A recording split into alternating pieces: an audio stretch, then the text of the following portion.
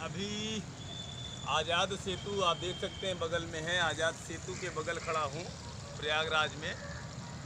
आज आदरणीय प्रधानमंत्री जी ने आह्वान किया है लोगों से कि माँ गंगा के किनारे घाटों को हम पुनर्जीवित करने के काम में लगें और अगर माँ गंगा को बचाना है तो गंगा जी की आरती हम लोग गंगा जी के किनारे प्रारंभ करें।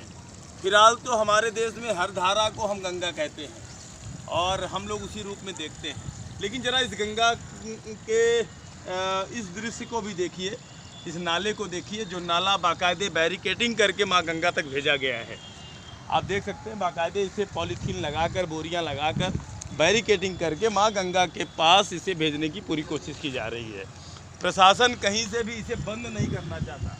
तो मैं पूछना चाहता हूँ कि क्या सिर्फ आरती मात्र कर लेने से या घाटों के किनारे एकत्र होकर नदियों के पूजन कर लेने मात्र से नदियाँ बच जाएंगी क्या? क्योंकि ऐसे नालों से आप पिछले लगभग 2 दशक से हम लोगों को बचा रहे हैं। हमारी सरकारें कई दशक से काम कर रही हैं, लेकिन एक नाले से हम लोगों को या हमारे देश की नदियों को नहीं बचा पाया गया। आप देख सकते हैं कैसे नाला सीधे माँ गंगा में जा रहा है। मैं अक्सर आपको दिखाता हूँ कि इस नाले की वजह से लोगों का आवागमन भी रुकता है। क्या भक्तों का नदियों के किनारे आना जरूरी है या इन नालों का नदियों में मिलना जरूरी है? फिलहाल आप ट्रीटमेंट प्लांट भी देख लीजिए, कितने साल से ट्रीटमेंट प्लांट बने हुए हैं लेकिन अभी ये चालू नहीं हुए हैं। कारण कि कहीं न कहीं इसमें हम ये समझते हैं कि ये बजट और योजनाओं का बंदरबाट है। आप एक गंदा बदबूदार जिसमें बुलबुले उठ रहे हैं, आप इसको देख सकते हो और यही जीवनदायिनी अमृत रूपी जल में जाकर मिलता है और हम सभी भक्त इसी जल को आचमन करते हैं और हम सब कहीं न कहीं अपनी पीढ़ियों को, अपने आप को तारने की बात करते हैं। तो साथियों, बड़ा दुर्भाग्यपूर्ण है।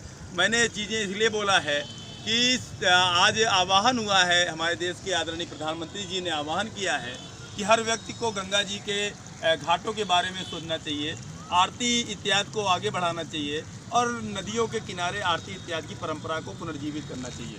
लेकिन हम ये काम तो पिछले लगभग 1 दशक से ज़्यादा समय से कर रहे हैं। अभी तक लगभग हमने 2 दर्जन घाटों पर आरती का प्रारंभ लगभग 5-10 सालों से करा चुका हूँ। तो मैं ये मानता हूँ कि आपने जिस काम का आह्वान किया वो ज़रूरी तो है, लेकिन आरती से क्या माँ गंगा बचेगी क्या? क्या आरती मात्र कर लेने से हमारी आस्था पूरी हो जाती है क्या? क्या ये जो माँ गंगा, ये जो दंश भोग रही है नालों का, क्या ये नालों के दंश से हम माँ गंगा को नहीं बचा सकते क्या?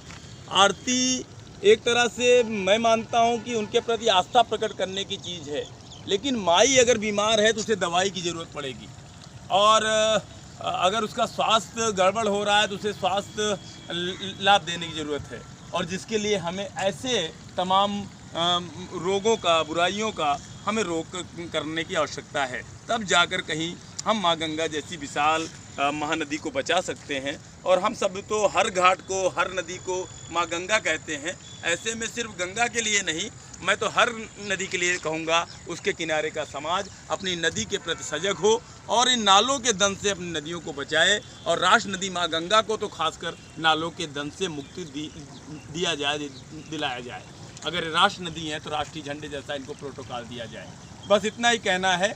बाकी आपने जो आह्वान किया है उस सब काम में हम सब तत्पर हैं। हम सब पिछले कई सालों से इसमें लगे हैं और पूरे देश से भी आह्वान करता हूं कि हमारी माँ समान नदियों की आरती, पूजन इत्यादि होना चाहिए, लेकिन कहीं न कहीं उनका सम्मान हम तभी रखेंगे जब हम उसमें इस जहरीले नालों को जाने से रोक पाएंगे। तो एक बार फिर से मैं कहूँगा, अगर सचमुच देश की नदियों को बचाना है, उनके बारे में सोच रहे हैं, तो इन जहरीले नालों से हमारी नदियों को मुक्त करिए। हमारी नदियाँ सदा नीरा रहेंगी। उनको रोकना बंद करिए, उनको बांधना बंद करिए, उनको अविरलता दीजिए। निश्चित है हमारी नदियाँ खुशहाल होंगी, हमारा समाज खुशहाल होगा, क्योंकि नदियाँ धरती की नाड़ी तंत्र हैं और जैसे मनुष्य के शरीर की नसों में जो ब्लड साफ गंदा बहता है वैसा उसका स्वास्थ्य होता है, वैसे ही देश की नदियों में अगर साफ स्वच्छ जल बहेगा तो हमारी धरती की खुशहाली होगी, उसकी सेहत अच्छी होगी। और अगर उसमें हम इस तरह के नाले डालेंगे और उसके रक्तवाहिनी जल को अगर हम रोकेंगे तो कहीं न कहीं हम धरती की सेहत को बिगाड़ते हैं और धरती की सेहत, धरती का बुखार पैरासीटामॉल और क्रोसिन से नहीं जाता, जैसा जल पुरुष जी कहते हैं। उसके लिए हमें अपने मानव धर्म निभाने होंगे, हमें वो हरियाली लानी होगी, हमें वो साफ़ सफाई का ध्यान देना होगा, हमें वो अविरलता और निर्मलता उन नदियों को देना होगा जिनके बलबूते वो चलती हैं, बहती हैं। और वो तो कहती हैं हिंदू मुस्लिम सिख ईसाई जिसको जितना चाहिए ले जा भाई। नदियाँ तो बांटने का काम करती हैं। आपके सामने माँ गंगा है, आज़ाद सेतु है, करजन ब्रिज है और ये प्रयागराज की माटी है। और मैं यहाँ से आह्वान कर रहा हूँ कि आप सब पूरे देश के लोग नदियों से जुड़िए, नदी और समाज के संबंधों को ज़्यादा से ज़्यादा लोगों तक पहुँचाइए, जिसके लिए हम लोग तमाम गंगा दशहरा, देव दीपावली जैसे त्यौहार चालू किए थे। और आज उसके बलबूते पूरे देश में लोग त्योहारों को मनाकर अपनी माँ समान नदियों के किनारे आते हैं। लेकिन अब अपनी माँ समान नदियों के बारे में थोड़ा सा अलग सोचने की ज़रूरत है। खासकर उनको इन जहरीले नालों से बचाना है, क्योंकि हम लोग जाने अनजाने अपना ही मलमूत्र अपनी माँ समान नदियों तक भेजते हैं और उसके बदले हम कहीं न कहीं हम उसके लिए मूल्य भी देते हैं, टैक्स भी देते हैं।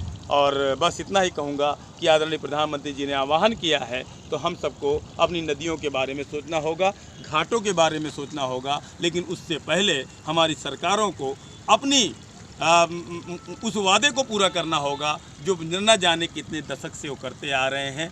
हमारी माँ समान नदियों को नाले से बचाने का जो ढोंग रचते आ रहे हैं, जिसके नाम पे हम भीख मांगते आ रहे हैं, जिसके नाम पे देश का हर बच्चा कर्जदार हो चुका है, आखिर वो माँ समान नदियाँ इन नालों के दंश से कब बचेंगी?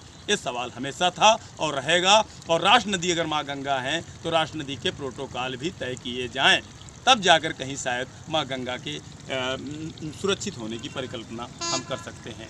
हर हर गंगे, जय जय गंगे। मैं जल योद्धा आर्य शेखर अपने मित्र संजय तिवारी जी के साथ आप सबसे वार्ता कर रहा था। हर हर गंगे।